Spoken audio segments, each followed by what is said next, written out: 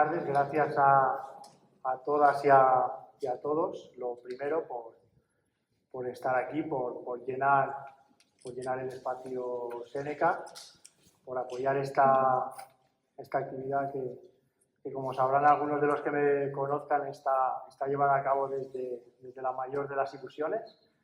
Y bueno, sobre todo dar las gracias al Ayuntamiento de Alicante, al propio espacio Seneca, al concejal Antonio Peral por apoyar la iniciativa, por supuesto, a Begoña Echevarría, que sin ella al final y con los oídos que ha tenido para esta propuesta, que fue en definitiva muy fácil mencionarle a Corto Maltés y rápidamente dijo sí. Entonces, pues bueno, en ese sentido, muchísimas gracias a todos los que han apoyado la iniciativa. Y bueno, ya el concejal ha presentado un poquito a las personas que me acompañan, pero bueno, sí que quiero resaltar un poco, hacer un breve resumen o una breve explicación de por qué estamos aquí, que como ya saben los que se han sentido atraídos por el cartel, pues bueno, celebramos un aniversario, celebramos 10 años. Hace unos añitos se celebraron ya los 50 del nacimiento de Corto Maltés. Como todo el mundo sabe, Corto Maltés fue creado por Hugo Prat y bueno, pues felizmente hace 10 años Patricia Zanotti, la persona que nos acompaña hoy, pues hace 10 años ella como albacea, como responsable de todo el legado de la obra de Hugo Prat, hace 10 años decidió, quizá un poquito más, 2014, 2015, decidió que había llegado el momento de que Corto Maltés tuviese una segunda juventud, ¿no? Y bueno, pues esa feliz idea que ahora me gustaría que nos desarrollase un poquito más, ese feliz planteamiento a Juan Díaz Canales, guionista de Las Nuevas Aventuras, y de alguna manera pues la propuesta de Juan de contar con el mejor de los dibujantes que podía desarrollar un poco esa nueva juventud de Corto, que era Rubén Pellejero, pues entre los dos construyeron ese tándem que, como digo, pues tan felices nos ha hecho a todos los que seguíamos la obra de Hugo Prat, y por muchas cosas, ¿no? Por lo bien que lo han hecho, por el cariño que ellos mismos atesoraban por la obra del maestro veneciano, y sobre todo, algo que es muy de agradecer y que yo les agradezco profundamente, es que cuando desarrollaron las historias de Corto Maltés, no se limitasen a traernos el Corto Maltés de Hugo Prat, el Corto Maltés que todos conocemos o conocíamos hasta ese momento, sino que al fin y al cabo creasen o desarrollasen, se expandiesen como artistas, como creadores, y diesen aún más trascendencia a ese marino aventurero que se ha convertido en un icono desde hace varias décadas, ¿vale? Si nos paramos a pensarlo y nos vamos hacia atrás, desde los años 60, desde finales de los 60, cuando Hugo Prat crea Corto Maltés, a los pocos años, ya en los años 70, en Francia, pues Corto Maltés ya se ha convertido en un icono de la cultura popular, pero en un icono que también poco a poco ha ido trascendiendo. Como digo, no me voy a extender mucho. Quiero al final que yo me voy a limitar un poquito a plantear un poco, a hacerles diferentes preguntas, a presentarles, como digo, también a Patricia Zanotti. Quiero que sean ellos, sobre todo, los que nos cuenten.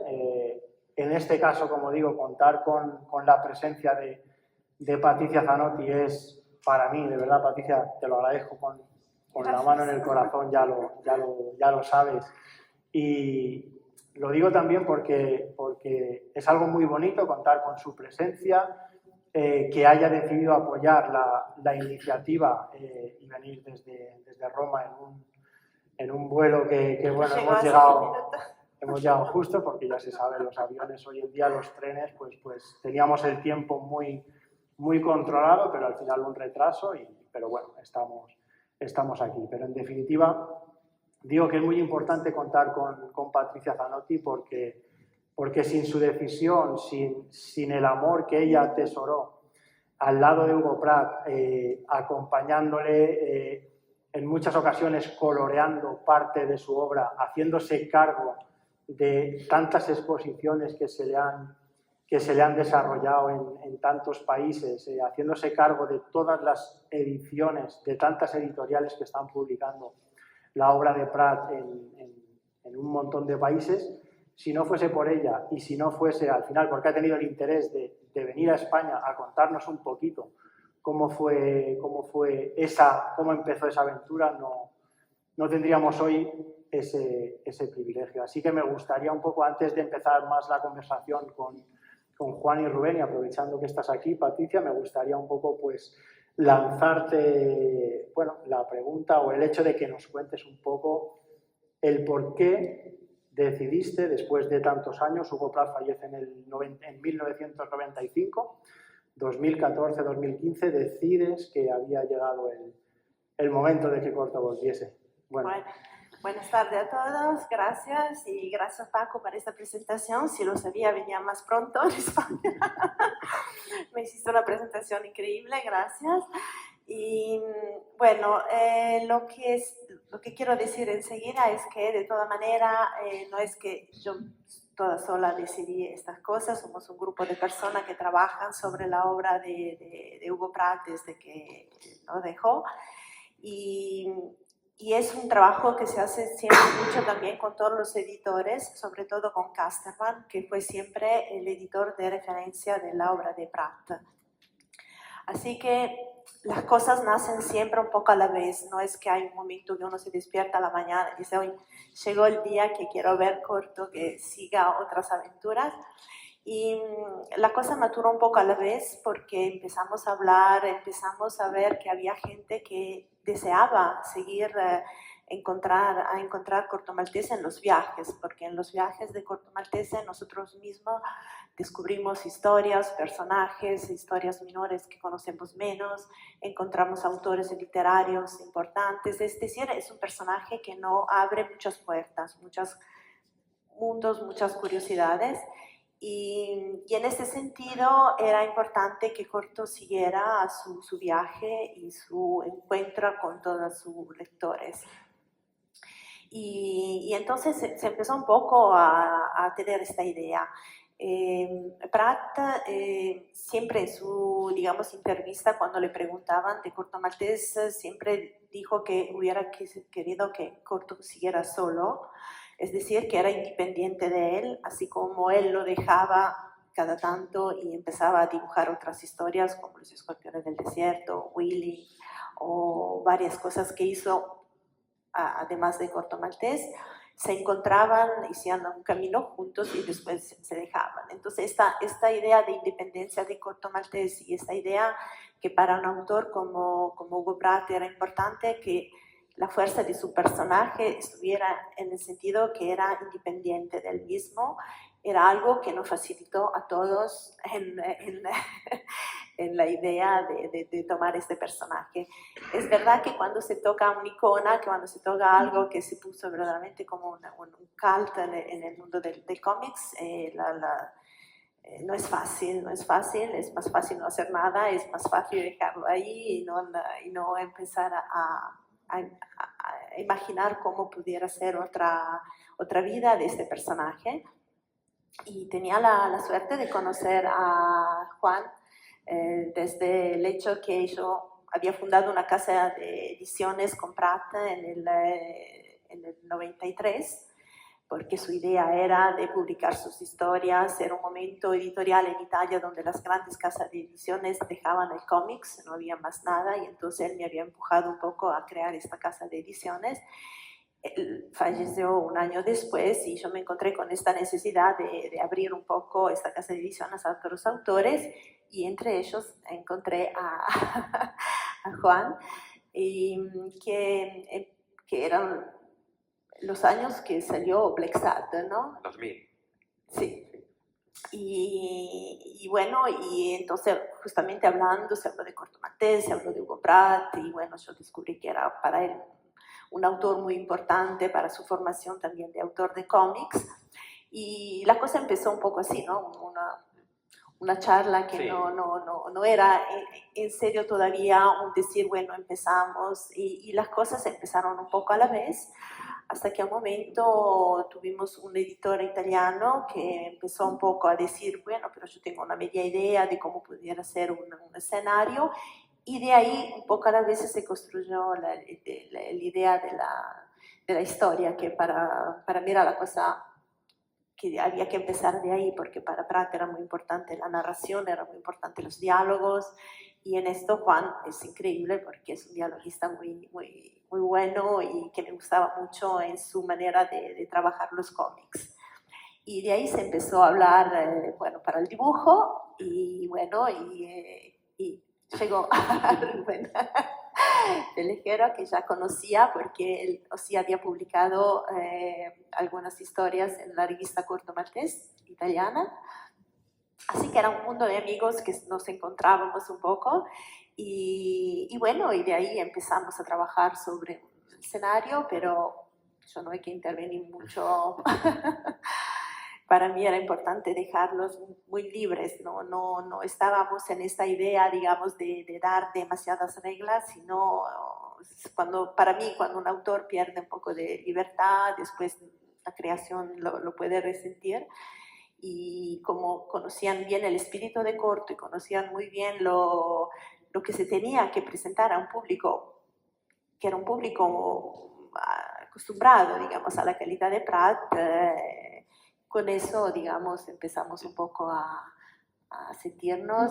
Rubén hizo de los dibujos increíbles de Corto, y bueno, y hoy estamos festejando los 10 años de ese año en donde salió la primera obra. Así que nosotros habíamos empezado hace 2 o 3 años primero ya a hablar de esta posibilidad.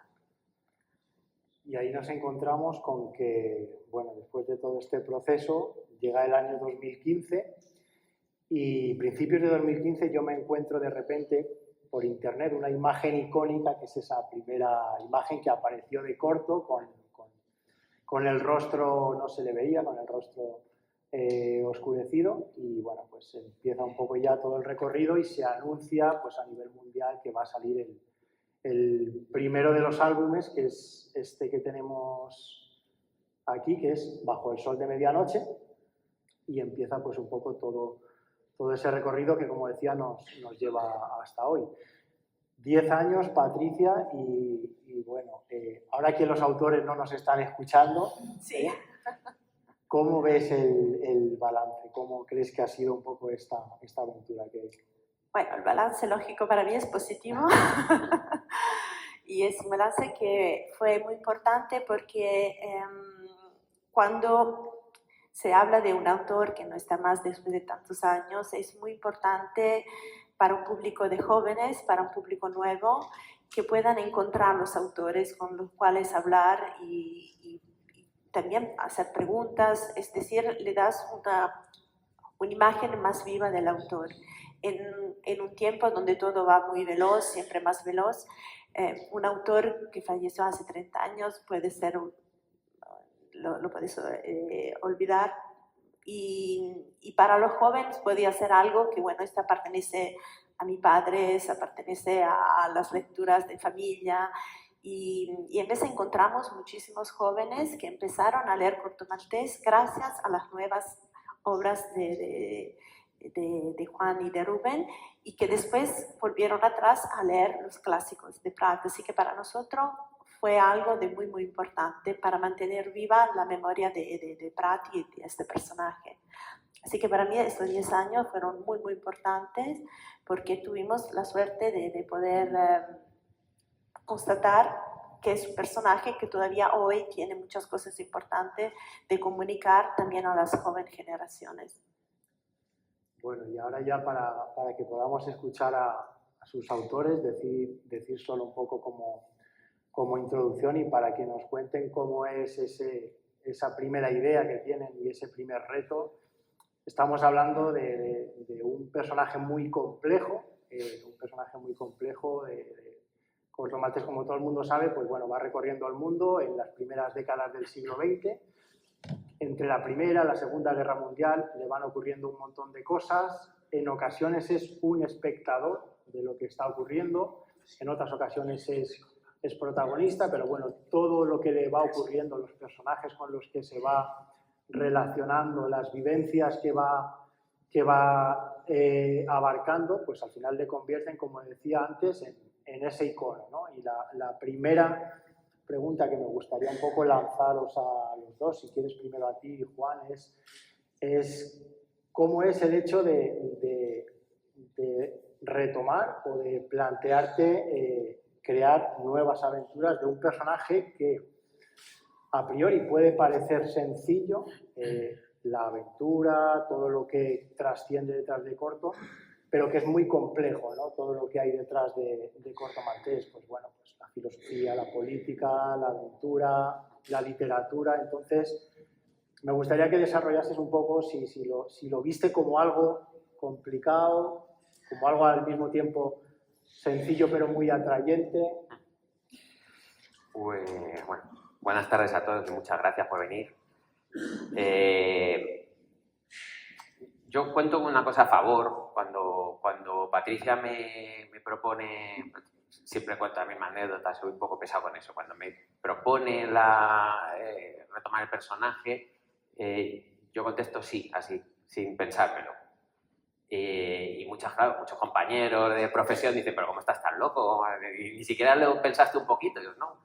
Y siempre digo que, bueno, que es un rasgo de inconsciencia, pero en realidad creo que se debe más a que siempre he sentido una verdadera afinidad con el personaje. Afinidad, no que yo me sienta Corto Maltés, ni he tenido su vida aventurera, ni me puedo comparar con Hugo Pratt para nada, ni biográficamente, ni en cuestión de calidad, ni nada. Pero sí que hay una afinidad en el sentido de que es ese tipo de personajes que yo creo que además los lectores de Corto Maltés, los lectores de toda la vida de Corto Maltés estarán de acuerdo conmigo en que sientes una relación afectiva muy fuerte. Es lo que hemos hablado muchas veces, que es que parece tu amigo, es esa persona que te gustaría que existiera y que fuera tu amigo, ¿no?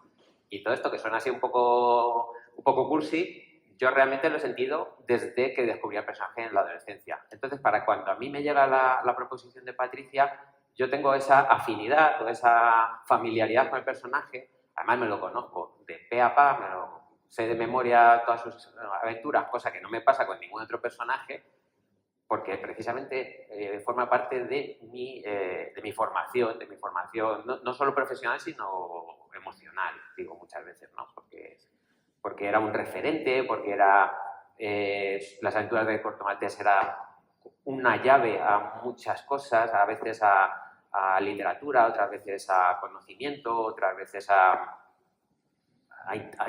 interesarte en geografía, en historia, yo qué sé, en un montón de cosas. Entonces, esa parte era fácil, de decir, sí, yo me atrevo con esto porque sí, porque es mi amigo, Corto Maltés, que me ha acompañado toda la vida, entonces vamos juntos a ver hasta dónde podemos llegar, ¿no? Pero claro, luego te tienes que sentar y efectivamente el reto es grande. El reto es grande porque tienes que estar a la altura de un desafío importante. Es una montaña alta que tienes que subir. Pero afortunadamente también, como ha explicado Patricia hoy y como ha explicado muchas veces, hay una ventaja que nos dejó un terreno, digamos, abonado que ya nos dejó Hugo Pratt, y es la libertad intrínseca al personaje y a todo el universo que le rodea. Tú puedes contar historias de Corto Maltés, como bien dices, enfocándolas a un lado más social, a un lado más aventurero, poner el foco en lo mágico, en el sueño, en la poesía, y siempre va a ser Corto Maltés. Y a nivel gráfico, un poco ahora lo contará Rubén, pasa un poco lo mismo. Cuando nosotros nos decían, bueno, claro, es que, ¿cómo haces para copiar o copiar? Digo, es que nadie va a copiar o copiar nunca porque él mismo no se copiaba a sí mismo. O sea, son 30 dibujantes en sí mismo, son 30 escritores en sí mismo. Tú comparas, y eso solo dentro de Corto Maltés. Si ya te vas a otras series que hacía, pues ya son 200 más. Pero si dentro de Corto Maltés comparas La balada del mal salado con La fábula de Venecia, con Mu, es como si fueran tres autores diferentes. Luego, eso es otra libertad que te tomas. Entonces, al final, lo nuestro se limitaba, entre comillas, a ser respetuoso con el legado, porque era extremadamente importante. O sea, cuando a nosotros nos llega la proposición de Patricia, somos los que vamos a continuar la serie. Hicimos el número 13 de la serie, con lo cual eso quería decir que la única línea roja, entre comillas también, porque es una línea roja bastante marcada, es que el lector tenía que encontrarse una continuidad del personaje, tenía que reconocerlo gráficamente y tenía que tener una coherencia cronológica, etcétera, etcétera. Pero después teníamos un campo inmenso, digamos, para, desde el respeto al personaje, hacer nuestras propias aventuras. Y eso es difícil, porque la tarea es difícil, porque el personaje es complejo, las historias son complejas, pero fácil en el sentido que tienes un margen grande creativo de libertad. Así que ha sido un poco así. No ha sido, yo nunca lo he visto como una tarea, no sé cómo decirte, como una losa que teníamos que llevar, sino no me he encontrado a nivel técnico con más dificultades que las que pueda tener haciendo otras series, mi propia creación, como puede ser Black Shark, que ya es también un sufrimiento, digamos, ¿no? Desde el punto de vista de tener que crear algo. Pero por lo demás, no, por lo demás ha sido todo gozo y alegría. Y encima a la gente le ha gustado. Nos han pasado 10 años por encima y aquí estamos todavía. Y vienen a vernos. Y Rubén, porque bueno, aparte de lo que ha planteado Juan, pues hablábamos de ese icono, pero también de un icono estético, ¿no? De un icono de un personaje al que se le han dedicado exposiciones, que ha sido utilizado también incluso para campañas de moda. Y bueno, pues Rubén Pellejero, hay que decir que una de las cosas, bajo mi criterio, no lo sé, Patricia, no sé si me lo confirmará o no, pero yo siempre pensé que cuando me enteré de que Rubén Pellejero iba a desarrollar Corto Maltés, pensé en un personaje que el tiempo atrás planteó, con Jorge Zender, con un guionista argentino, que era Dieter Lumpen. Dieter Lumpen ya era en su momento una especie de Corto Maltés, con otra estética, con otra indumentaria, pero que ya nos hacía pensar en Corto Maltés a los que conocíamos a Corto Maltés, ¿no? Y al final Rubén Pellejero lo que desarrolla es a un personaje que muchas veces la gente bueno, pero este Corto Maltés, ¿quién lo ha hecho? ¿Hugo Prado o Rubén Pellejero? Hace un momentito lo hablaba también con el concejal, que es claramente diferenciable el Corto Maltés de Rubén Pellejero del Corto Maltés que desarrolló Hugo Prado. También, como Juan apuntaba, pues siempre también dentro de unas premisas de una cronología y de un respeto. Pero, Rubén, ¿cómo es el plantear? Hay 5 álbumes, ahora los iremos comentando todos. Hay una evolución tuya de tu Corto Maltés, pero ¿en qué piensas al principio? ¿En qué rasgos sí tiene que tener? ¿Qué rasgos no? ¿Cómo lo planteas para que sea el corto que todos conocemos, pero que al mismo tiempo sea el corto que habéis venido desarrollando vosotros? Buenas tardes a todos. Patricia y Juan habéis hecho un resumen muy claro del inicio de toda esta aventura. Yo ya no me voy a meter en vuestro tema, pero sí en el mío, que creo que tú lo has planteado un poco, es esto de trabajar con libertad, ¿no? Para mí es muy importante ese lado de autoría con el que trabajamos, que ya fue marcado desde un principio, quedó bien claro, que ya lo ha comentado Juan. Y hay muchas cosas que te vienen. A mí en concreto, claro, cuando Juan me lo comentó, porque fue quien de un día estaba tranquilamente en casa y me comentó, Rubén, me parece que era, querías hacer el Corto Maltés, ¿quién va a hacer caso a esto? ¿Quién se lo va a tomar en serio, no? Si te invita un guionista que también éramos amigos, pero ahí se veía que actuaba como un profesional hablándome de un tema de cómic, ¿no? Y yo me quedé como estupefacto, que se dice, ¿no? Y le pedí un poco más de tiempo que el que él se tomó para contestar a Patricia, yo creo, ¿no? Yo tardé unos 4 días, no mucho más tampoco. Y me pareció, de entrada, es como, no tan solo pensar, no pensé en si podía seguir Corto Maltés. Es que para mí para muchos es una leyenda. O sea, sabía lo que me podría ocurrir. O sea, tuve muchos planteamientos. Antes de llegar a la pregunta que tú me cuestionas, de cómo planteé el personaje, a mi modo, en qué me podría, digamos, interesar o no. Claro, yo también soy un poco de la escuela, digamos, de Hugo Pratt en sus inicios, digamos, ¿no?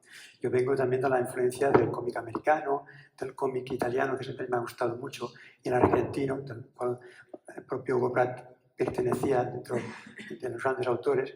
Y digamos que no son autores desconocidos para mí en cuanto a mi inspiración e influencia durante toda una etapa de mi vida profesional, ¿no? Y esto es lo que me salvó un poco de este miedo a decir, ¿dónde te metes, no? Porque pensaba que no estaba lejos ya lo había pensado muchas veces, que no estaba lejos de cómo yo también veía la aventura a nivel más bien visual, ¿no? No a nivel literario, porque Pratt era un autor completo, pero también lo que vi muy positivo es que, conociendo a Juan, que también ya teníamos una cierta amistad, y también sus trabajos, no veía un guionista de estos que también los hay, con todos mis respetos, que casi imponen sus historias, ¿no? O sea, ya vislumbraba una cierta libertad creativa, tanto como Patricia planteaba el proyecto y el hecho de que el propio Juan me invitase a él, ¿no? Para mí esto es lo más importante que nos ha ocurrido. Yo siempre he trabajado, para hacer un pequeño inciso, con guionistas que han dado libertad al dibujante para crear una obra en conjunto. Yo siempre he discrepado mucho de los guionistas que, digamos, encorsetan a los dibujantes con excesivas indicaciones y tal. Yo creo que el proyecto Corto Maltés no hubiera funcionado de otro modo si no hay este binomio de entendimiento de uno dar libertad a otro. Esto forma parte de nuestro modo de trabajar, que yo creo que es coherente y que se ha ido viendo en todos los álbumes, que siendo dos autores diferentes, funcionamos como un solo autor. Yo creo que Corto Maltés solamente puede funcionar como un solo autor. En alguna ocasión te he escuchado mencionar un concepto que me ha gustado mucho, que se me ha quedado así como muy asimilado, que es el concepto del guión invisible.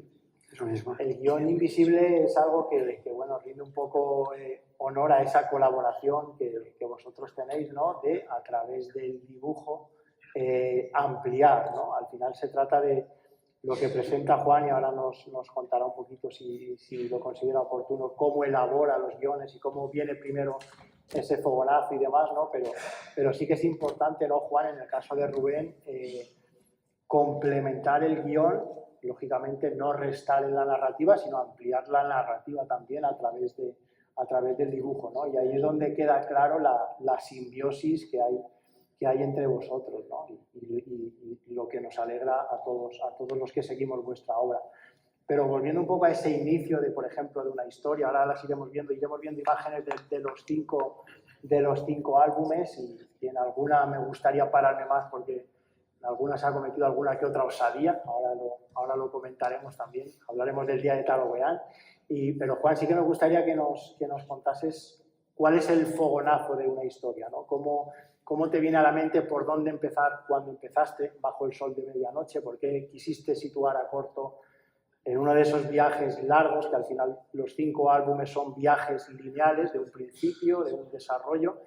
¿Y cómo empieza una historia para un guionista y cómo empieza a plantearla ya también para el dibujante? A ver, yo es que no quiero bajar aquí el soufflé, porque estamos de celebración, pero la parte de escritura tiene muy poca mística, o por lo menos en mi caso. Entonces yo no soy un autor de esto de fogonazo, he tenido una idea genial, estoy viéndolo ya, o estás durmiendo y te levantas, ¡ah, la idea genial, Corto en el Gran Norte! no suele funcionar así. A mí no me funciona así, ni con corto ni con nada. Entonces yo me voy arrastrando y voy a ir sumando cosas y el origen de las cosas que voy sumando y a las que luego tienes que dar forma, que eso sí que es el verdadero reto, eso sí que es lo que es difícil, es un poco donde creo que sí que me defiendo y lo hago bien. Y entonces, por ejemplo, por no irme por las ramas, cada álbum tiene un origen diferente. En concreto, Bajo el sol de medianoche, lo explicaba antes Patricia, ya había una sinopsis previa que a la larga no tiene mucho que ver con lo que la historia fue al final, pero que sí que tenía, digamos, las líneas generales de lo que fue la historia al final, que es que sucedía efectivamente en el Gran Norte, era una aventura que acontecía justo después de la Batalla del Mar Salado, cronológicamente. Corto iba a Alaska y visitaba también los territorios de Canadá. Y no recuerdo la verdad mucho más elementos, pero con eso más, una vez que ya está Rubén en el proyecto, pues los intercambios que tuvimos, los feedback que iba teniendo de cuando presentaba las diferentes sinopsis, pues vas construyendo una historia. Básicamente el reto en cada una de las historias es dar coherencia a muchos componentes. Lo que define al final una aventura de Corto Maltés, en general todas las de Hugo Pratt, es que son muy complejas. Son aparentemente sencillas, son historias de aventuras, con lo cual son lineales, etcétera, etcétera, pero son muy complejas porque tienen muchos personajes muy bien definidos, al punto que tú cierras el libro y se te quedan en la cabeza y parece que eres capaz de recomponer biografías enteras, y cuando lo analizas te das cuenta que a lo mejor son personajes que tienen todos intercambios de frases y sin embargo se ha obrado la magia y en tu cabeza, pues eso, conoces mucho más de ellos. Y luego tienes que hacer compatibles cosas que a priori no lo son tanto, como esto que hablamos antes de poesía y la Primera Guerra Mundial, por ejemplo, ¿no? O sea, violencia con arte, filosofía con no sé qué, religión con esoterismo. Bueno, pues mezclar todos esos componentes y que aquello no te quede como cuando te pones en la cocina a echar cosas que todas sueltas, están muy ricas, y me gusta, tal, es un poco más salado, un poco de azafrán, no sé qué especia, esto no tal. Y si lo frío, pues claro, no se trata de eso, no se trata de una mezcla de ingredientes, se trata de cocinar un plato que sea coherente y que esté bueno. Eso es lo que lo hace difícil, ¿no? Más que el tener el fogonazo de decir, wow, la super inspiración, ¿no? Y como digo, cada uno, bueno, me imagino que luego iremos pasando, pero por ejemplo, el origen de Bajo el sol de medianoche era esto, era una sinopsis que nos vino a través de Luca Romani, el hermano del editor de Riccioli. Equatoria fue, no recuerdo exactamente, sí recuerdo que Rubén quería que contáramos una historia que pasara en África, y a mí me pareció muy buena idea por contraste con el Gran Norte y porque yo creo que de hecho es el álbum más aventurero de los 5 que hemos hecho, y a mí me apetecía también mucho. Ahí sí que era contar la historia que a mí me hubiera gustado leer de Pratt. No porque no me gustaran todas, o sea, no por mejorar las que había, sino porque como ya no estaba Hugo Pratt, ya no podíamos leer más historias de Corto Maltés. Y era un poco eso, ¿no? Lo que en mi imaginación hubiera seguido haciendo Hugo Pratt en la época, sobre todo, en la que sus aventuras eran más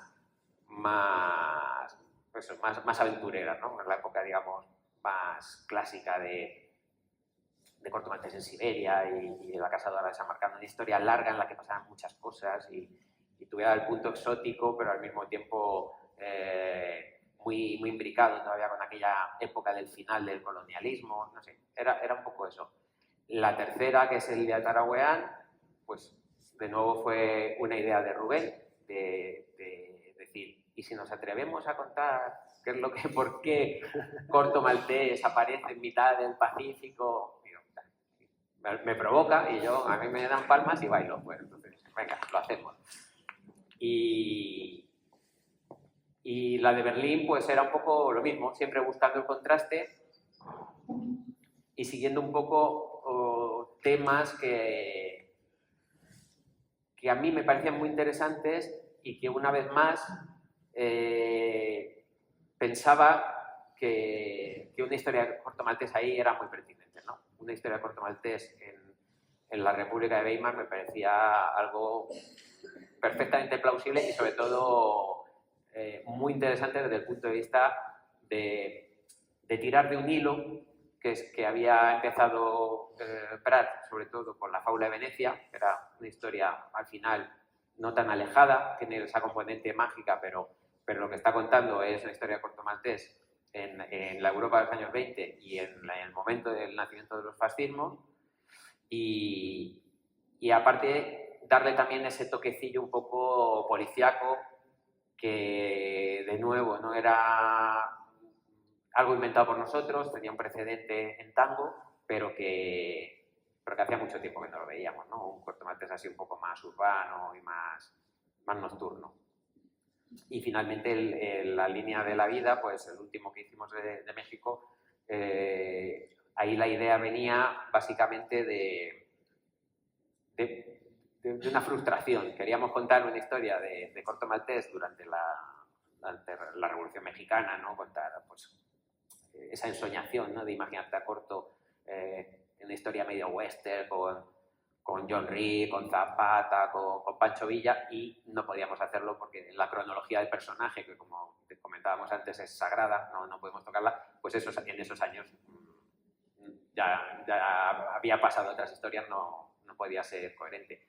Y encontré, buscando la historia de la revuelta de los cristeros, que pasaba a finales de los años 20, y me pareció también muy coherente, ¿no? Muy pratiana, y sobre todo nos ofrecía la oportunidad de ir desarrollando este corto maltés cada vez más maduro, que es el que nos encontramos en los 2 últimos álbumes. Vuestros libros, todas las ediciones, igual que cuando empezaron a expandirse también las ediciones de Hugo Pratt, salen en dobles ediciones, en color y en blanco y negro. Ahí sí que me gustaría un poco como, bueno, dentro de toda la evolución, que me gustaría que Rubén nos explicases un poco cómo ha sido evolucionando en la plasmación del personaje también, y teniendo en cuenta que hay seguidores puristas que prefieren las ediciones en blanco y negro, y que cuando trabajas el blanco y negro lo trabajas de una manera, y cuando trabajas para la edición en color, pues el dibujo al final también requiere de unos requisitos. Me gustaría, Rubén, que nos contases un poco, sabiendo que todos los lectores en las ediciones, en los 5 álbumes que hay hasta la fecha, pueden elegir y pueden disfrutar de la edición en color o la edición en blanco y negro, cómo plantea Rubén el trabajo, ¿no? Empezando del blanco y negro, y luego si piensas en que la edición va a ser en color, o los diferentes añadidos que vayas. Pregúntale cuál le gusta más. Y eso va luego. Es la pregunta trampa. Esto te lo diré al final. Eso va luego. Y a ti también. De hecho es una evolución ya desde el primer álbum. Sobre todo porque el primero quizás es más acusado, que no hay tantos oscuros, digamos, ¿no? No manchaba tanto. Luego se hizo la edición en blanco y negro. Y esto sí que me replanteó un poco de darle más importancia al blanco y negro, sabiendo que también saldría en la edición en color, ¿no? Ahí estaba un poco el desafío, ¿no? O sea, no pasarme manchando, que a mí me encanta manchar, no mancharía todo en negro, pero tenía que dejar estudiar bien las luces y los claros, que son tan importantes en la obra de Prat para muchos aspectos, ¿no? Anímicos, narrativos, etcétera. Pero bueno, intentaba buscar un cierto equilibrio entre el manchado y el no manchado, ¿no? Cuando dibujo, de hecho, se puede decir que actualmente lo hago pensando en blanco y negro, pero claro, estoy muy habituado a dar yo siempre el color desde hace mucho tiempo, ¿no? Y más o menos también he ido haciendo como una evolución dentro de este color, ¿no?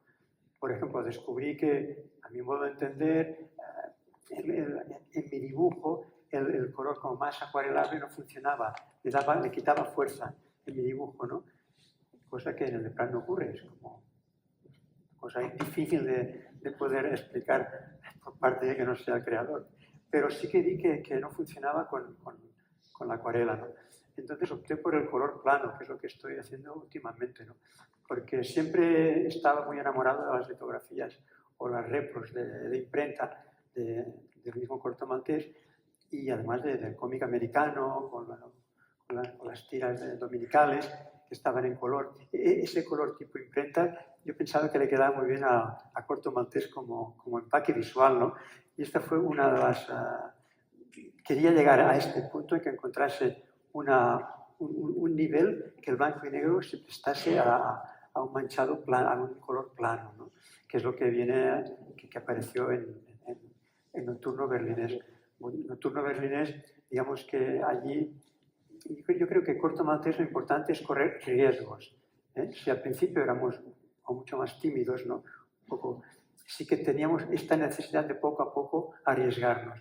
Yo creo que esto a la obra le sienta bien, porque por un lado es a nivel autor te sientes no desapegado, porque estás haciendo una serie, no te sientes desapegado, pero sí que te da como un vigor especial para cada nueva aventura que puedas hacer, ¿no?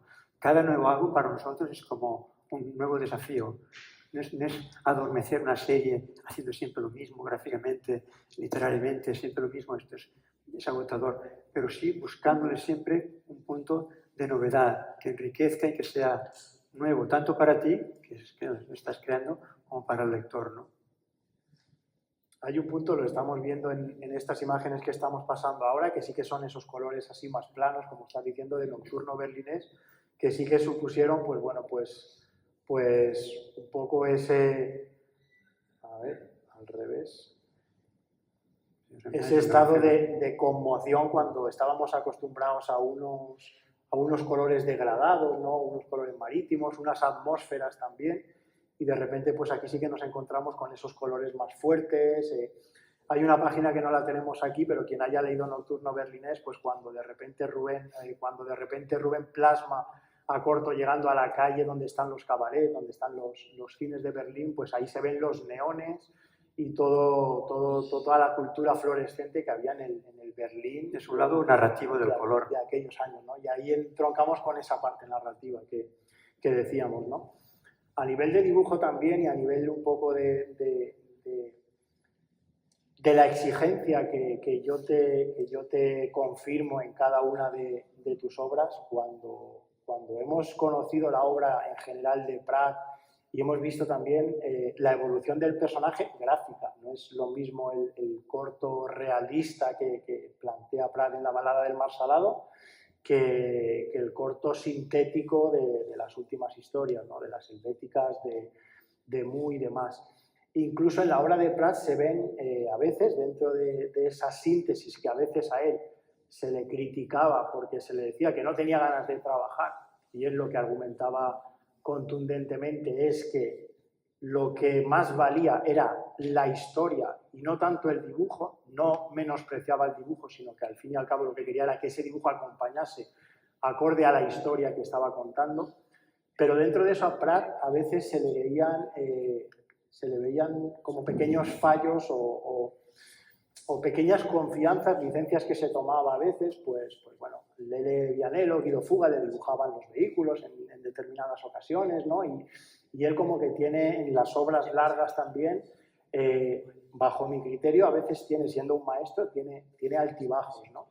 Y yo en tu caso, Rubén, lo que no veo es, no voy a decir una relajación, porque entiendo que la relajación la puede haber y el divertimento seguro también, pero no sé si tú eres consciente de esa parte de que Prat a veces se descuidaba o se relajaba, y tú intentas un poco siempre mantener el nivel, ¿no? A la hora de crear, a la hora de planificar las atmósferas, el color, lo que estamos diciendo. Bueno, también lo mío es un planteamiento muy diferente del creador, que es Prat, ¿no? Con su propia obra. Digamos, si bien la obra digamos, es el bloque de los dos, tanto del guionista y del dibujante, sí que hay unas estamos en un momento diferente del momento en que Prat creaba también sus obras. También es importante tenerlo en cuenta. El lector también ha cambiado a nivel visual, me refiero a nivel gráfico. Entonces, todo esto forma parte de una obra de nuestro tiempo. Creo que esto marca también esta diferencia. O sea, por eso, Prat, digamos, lo tenemos como el espíritu de la obra, que es el que no se tiene que perder y es el que nosotros amamos y queremos que siga. O sea, pero tenemos que evolucionar nosotros dentro de este planteamiento, de este esquema general de lo que es el personaje, ¿no? Si lo que te está diciendo es que por qué dibujar tanto los fondos. Eso, ¿tú quieres que vaya por ahí? No, pero no. Ya en serio, no, pero es verdad. Y ahí seguro que Patricia nos da razón. No, lo que dices tú que tiene todo sentido. Es que es muy importante también contextualizar cómo hacía los tebeos Prat. Era una época diferente. La mayor parte de la obra de Hugo Prat que conocemos está hecha por entregas. Es que era un ritmo de trabajo completamente diferente. Nosotros, ¿verdad? Hoy en día nos lo planteamos, pues eso, tú tienes por delante pues 2 años de trabajo para hacer todo en conjunto, tienes una visión de conjunto.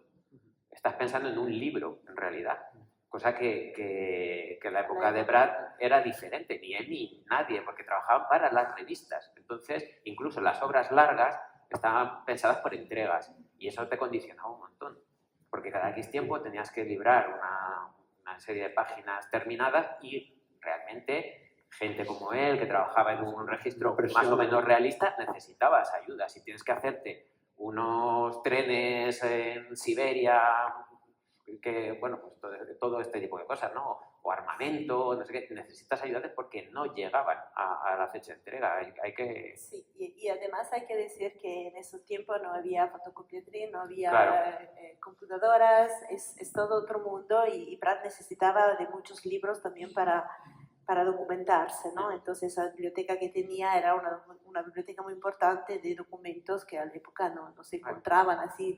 Justamente hoy es más fácil, ¿no? Como están vestidos en esa época y en 10 minutos uno tiene también una fotografía o algo que lo ayuda.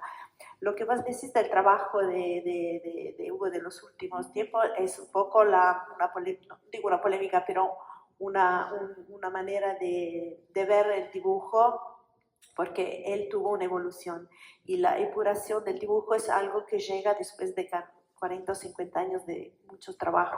Trabajó muchísimo, hizo una cantidad increíble de dibujos, sobre todo en el periodo en Argentina. Trabajaba, como dice Juan, para las revistas tenías que integrar unas páginas y sobre todo cuando empieza a tomar Corto Maltese como personaje, después de la balada de la Marsalado, que le había dado la posibilidad de hacer las páginas que quería, tenía una entrega de 20 páginas. En 20 páginas tenía que contar una historia y no podía llegar con 19 o 21, tenía que ser 20. Y esto para quien escribe es algo de muy, muy complicado, muy difícil, porque las historias tenían que ser autoconclusivas y tenían que contar todo un mundo. Así que lo que él llega a hacer con Mu, para mí, es una evolución gráfica increíble, muy importante. La gente lo puede ver como que no dibujabas los fondales, pero llegar a contar algo con un medio ojo o con una mano o con una línea del mar y en ese mar vos ves todo, ves el movimiento, ves la aventura, es algo a lo mejor más difícil.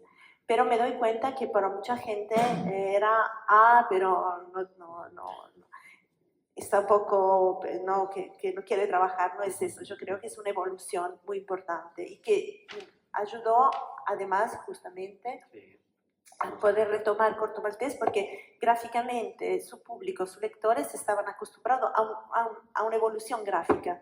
No hay un solo Corto Maltese, hay muchísimos, lo reconocemos siempre, pero el trato es distinto. Así que cuando Rubén llega con su Corto Maltese, el público ya está acostumbrado a ver una evolución y reconoce un estilo, porque nunca se puso el problema de copiar Prat, pero de tomar su espíritu, su idea de que era una evolución y seguir en esa evolución.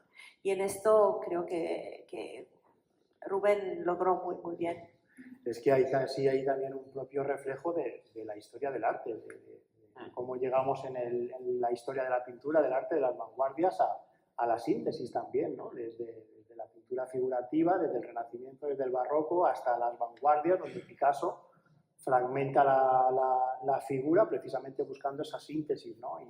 Y esa cosa que él decía también de la caligrafía, ¿no? Que la caligrafía china, que sí, te acerca mucho y a la pureza, ¿no? El lograr poner las dos, digamos, las dos técnicas que es del cómics, que es la palabra y la imagen, ponerlas casi juntas y lograr contar con una línea o con las palabras, hacerte ver algo justamente justo con un trato, ¿no? Entonces eso era un poco la evolución, pero me doy cuenta que lo hizo hace 30 años y era una cosa a lo mejor demasiado adelante para su época. También en ese sentido, ¿no? Como con el propio concepto de la novela gráfica que ahora es tan frecuente, pero que él fue un poco el que empezó a desarrollar esa cosa que entendemos como la literatura dibujada, ¿no?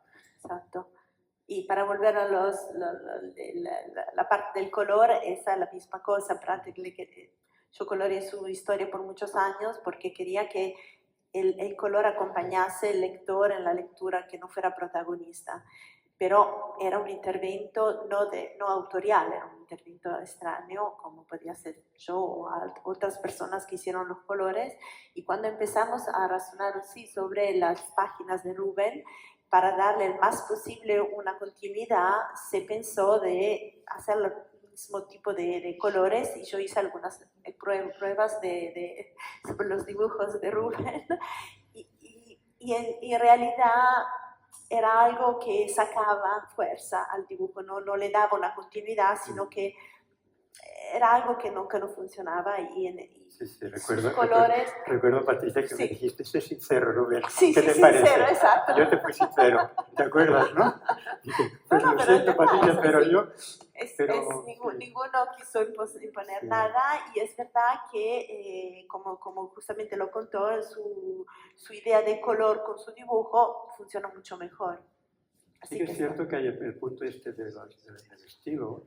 Nosotros, particularmente a nivel gráfico, yo me quedaba con una tapa de Hugo Pratt como dibujante, no la tapa de Mu. O sea, la tapa de Mu la encuentro muy personal, y ya su propia personalidad. Es muy difícil. Prefería acercarme a una etapa que me encantaba mucho, que es la primera etapa, la de Sudamérica, las etiópicas, las célticas. Para mí, ese estilo es el que me gustaba como dibujante, ¿no? Un poco luego Venecia, y ahí ya se iba perfilando otro cambio de estilo, como que comentábamos antes.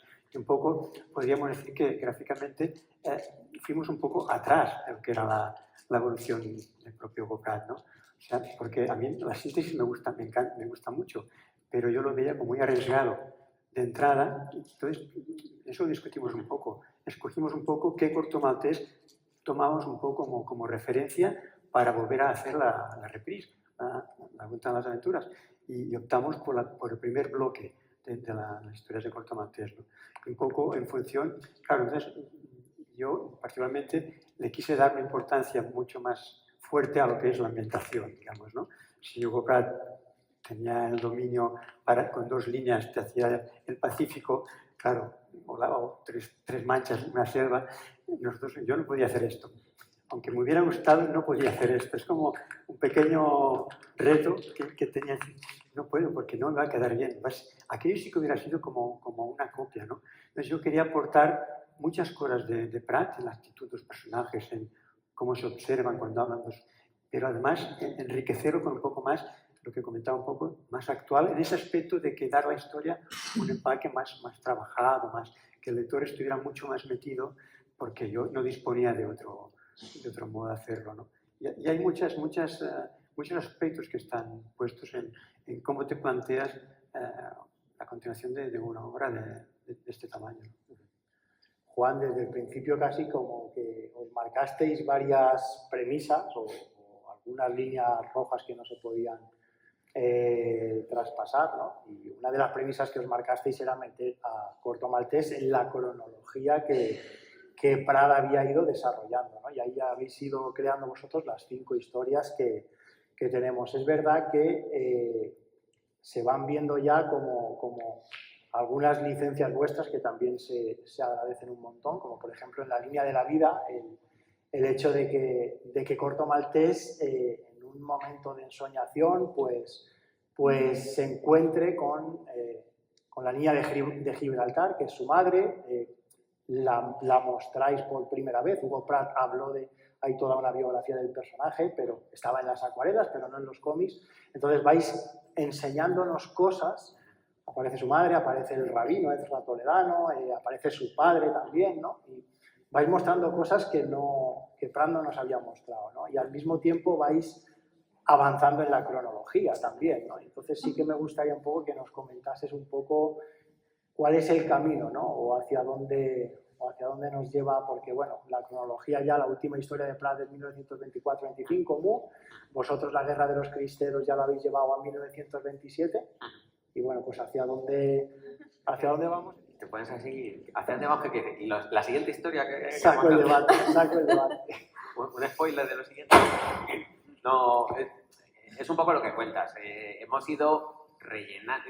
Es que dicho así también queda muy prosaico. Vas rellenando los huecos cronológicos, pero mucho más que eso. Claro, lo de los huecos cronológicos en realidad es el sitio, es el patio donde podemos jugar, digamos. Que no podemos, ni nos interesa tampoco volver a contar historias que ya están contadas, ni hacer una realidad alternativa del personaje, porque no es para lo que estamos aquí. Estamos, como decía antes, para continuar la serie. Entonces nos dedicamos a ir encontrando historias que hacen, que siguen redefiniendo al personaje o completando la biografía del personaje, y esa es la parte más divertida.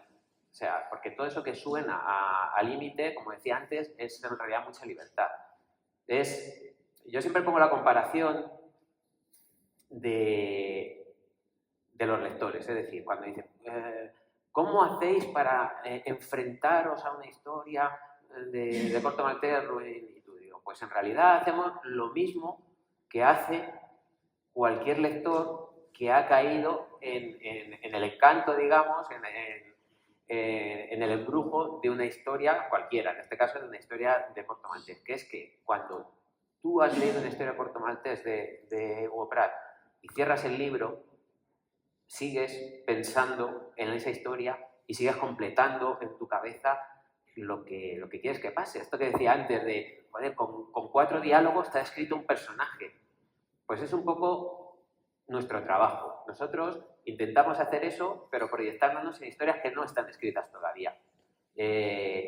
Cogemos elementos que existen, la niña Gibraltar, el padre. El otro día releía los álbumes, porque claro, algunos me quedan lejanos y yo, por norma general, no releo nunca lo que hago, porque siempre estoy pensando en lo siguiente y es muy raro que mire hacia atrás. Pero el otro día, como venía aquí, y en deferencia a ti, Paco, digo, me voy a releer mis propios Si te pregunto por un año y no lo sabes... Pregúntame lo que quieras, que yo te lo contesto.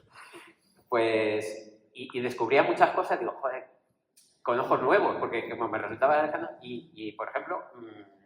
no me acordaba de que Bajo el sol de medianoche se habla del padre de Corto, se encuentra un amigo, entonces digo, claro, aquí en el último que hemos hecho, en la línea de vida, sale el padre, pero es que ya habíamos hablado de él. Pues es este tipo de juego, ¿no? Es este tipo de juego que al final es una proyección que tenemos todos de esa ensoñación del lector, de querer saber lo que no te han contado, lo que te han sugerido, pero que tú quieres saber un poco más y tienes que, además, jugar siempre en ese equilibrio, ¿no? En ese equilibrio inestable de contar cosas y dejar muchas todavía por contar. Porque si hay algo que define al personaje es el misterio, ¿no? El misterio es la curiosidad, el querer saber qué pasa después. Bueno, ejemplos palmarios son lo que tiene que ver con el amor y la muerte. En Hugo Pratt, esto también lo hemos dicho muchas veces cuando dice, y no va a ser Pandora, y no vais a hablar, vosotros siendo españoles no vais a hacer la historia de la guerra civil, ¿sí? Pues sí o no, pero vamos, es lo que mantiene ese interés, ¿no? del lector de Corto Maltés, ¿no? El que siempre hay una pregunta por responder. Hay muchas preguntas planteadas y siempre hay alguna que se va a quedar por responder. Bueno, yo me extendería más y el último álbum, La línea de la vida, pues plantea toda esa dicotomía precisamente con su línea de la mano, la línea de la mano que le dijeron en un momento determinado que él no la tenía, que Corto Maltés no tenía línea del destino, y con una navaja de afeitar decidió hacerse su propia línea de la vida, ¿no? En este último álbum, Boca Dorada, que es la personaje que se encuentra al principio, ve que la línea de la mano, pues bueno, la que él se había trazado le está volviendo a desaparecer. Y bueno, pues a partir de ahí se desarrolla toda una trama en la que la vida, la muerte están muy presentes. Y bueno, pues que nos hace pensar en esa biografía de Prat también, cuando nos hablaba de que Corto Maltés desaparecía en la Guerra Civil Española, ¿no? Bueno, pues ya veremos, lo vamos a dejar eso de momento a ver hacia dónde vamos. Y como ya me han llamado un poquito la atención, tenemos 5 minutos para alguna preguntita del público, es posible, porque yo creo que es una ocasión. Sí, una pregunta, 2 rápidas, las respuestas también tienen que ser breves. Igual ahora no pregunta nadie, me quedo yo aquí como... Pero bueno, si alguien quiere hacer alguna pregunta. ¿Sí? ¿Sí? Me sabe mal porque es una pregunta fundamentalmente para Patricia y no voy a aprovechar. Bueno, no pasa nada. Me gustaría saber quién es el responsable de haber vivido que Corto Maltés usara un teléfono móvil por él.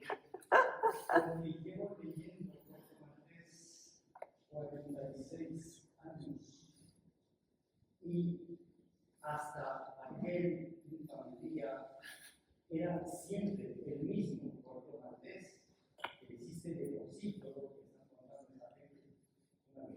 Corto Maltés existe porque existe.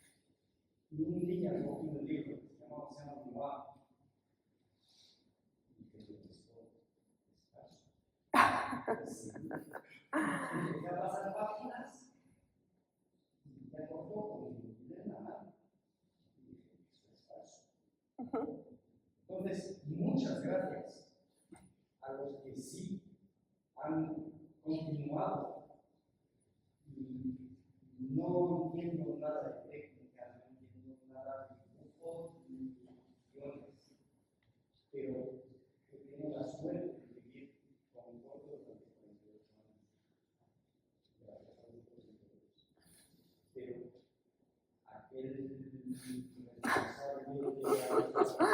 Tendremos que tener una hora ahora para contestar a esta pregunta porque es todo otro concepto que se relata siempre en la posibilidad para autores jóvenes y para autores nuevos, de nuevas generaciones, de alguna manera apropiarse de un personaje y volvérselo más cercano.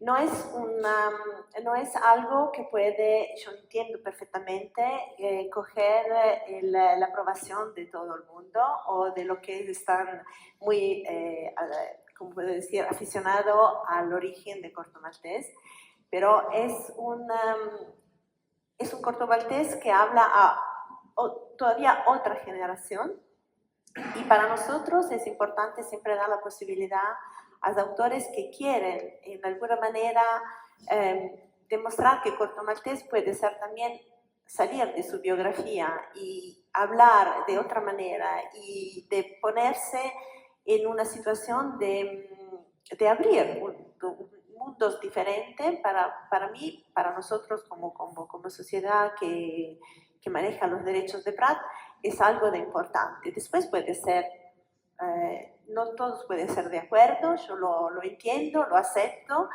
pero era una posibilidad que yo encontré interesante para autores que querían poner un personaje como Corto que habla con problemas de su generación, que hable con los problemas de la generación del nuevo milenio. Y eso fue la motivación por la cual se hizo un Corto Maltés que a la fin del libro no contesta al portable, lo pone, lo esconde, así que es otro mensaje también, eso para mí positivo. Pero cada uno tiene su manera de pensar y eso es libre. Todavía, por suerte, porque estamos en un periodo donde no es muy fácil, pero estamos todavía libres de seguir cada uno su idea. Nada. Bueno, pues una por aquí. Muy rápida, para Rubén. Ahora que hemos 10 años es fácil saber que va a pasar, pero cuando te la oportunidad de continuar corto, ¿qué te parece? O sea, ¿qué sientes? ¿Que van a ser juzgados? ¿Que te van a mirar? ¿Que lo trabajas sin presión en el primer álbum? Es que digamos que el pánico me entró un poquitín.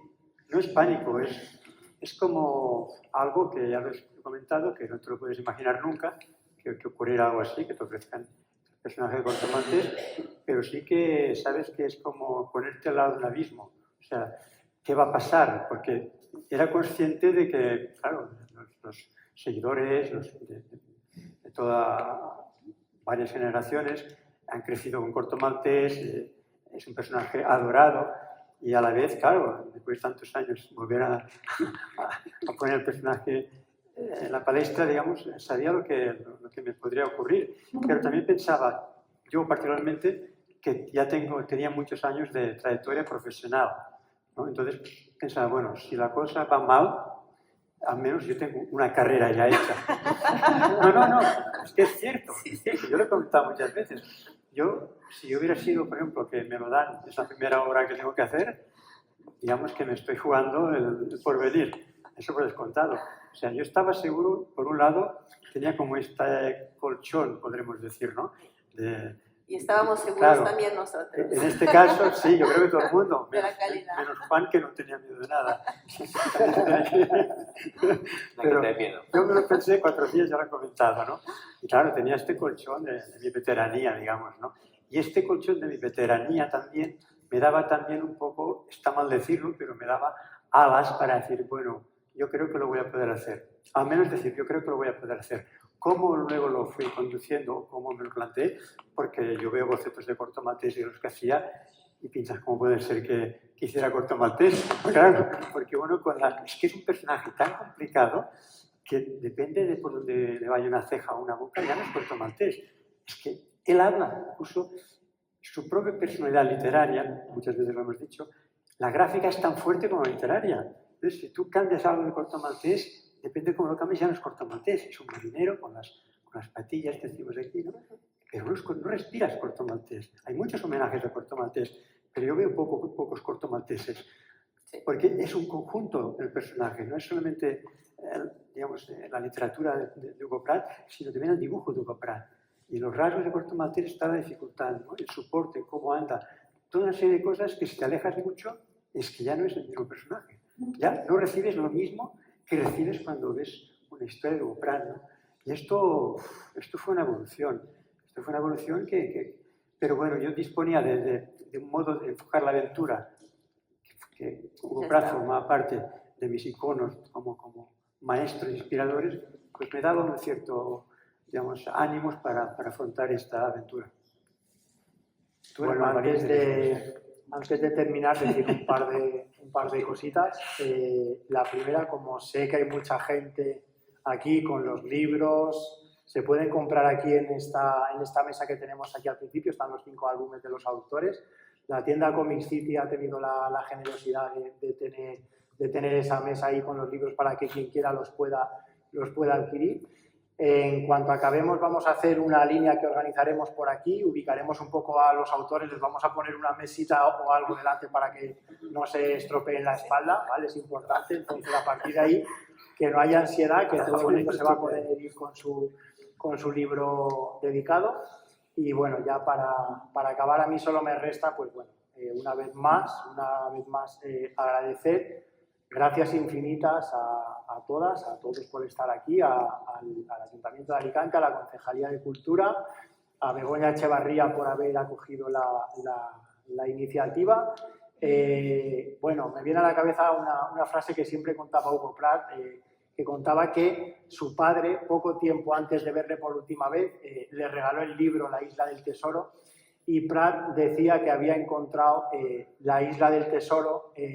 Su padre le dijo, algún día tú también encontrarás tu isla del tesoro, y esa isla del tesoro Pratt dijo que le había encontrado pues, en su obra, en todo lo que había plasmado y en la gente que había conocido a lo largo de toda su vida, ¿no?